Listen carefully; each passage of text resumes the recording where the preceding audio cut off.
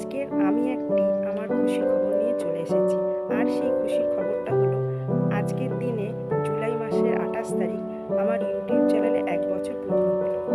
আর এই ইউটিউব চ্যানেলটি আমি সূচনা করেছিলাম রামকৃষ্ণদেবের বাণী দিয়ে।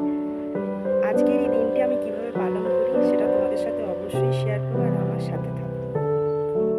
বন্ধুরা, আজকের এই দিনটি আমি তোমাদের সঙ্গে অন্যরকমভাবে পালন করার কথা বলেছিলাম।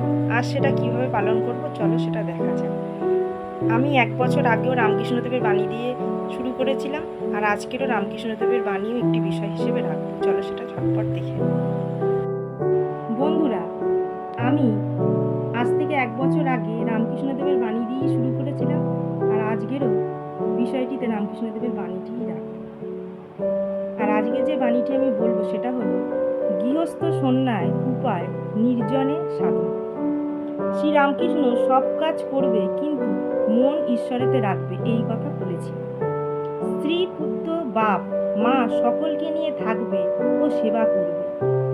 যেন কত আপনার লোক, কিন্তু মনে জানবে যে তারা তোমার কেউ না।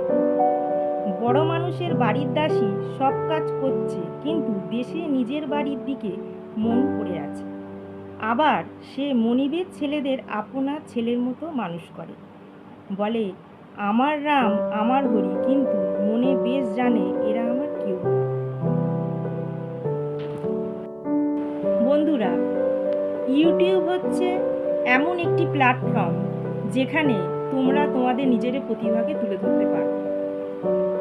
আজকে তোমাদের ভালোবাসার জন্যই আমি আজকে এতটা দূর আসতে পেরেছি।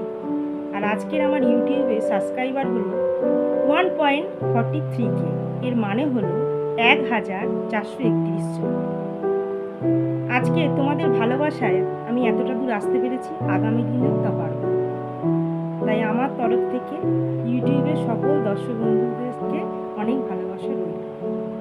আর আমি দিদার জন্য কিছু উপহার এনেছি, আর সেটা তোমাদের সঙ্গে শেয়ার করছি। এটা আমার তরফ থেকে। এবার তোমার যদি কিছু বন্ধুদেরকে বলার থাকে বলো।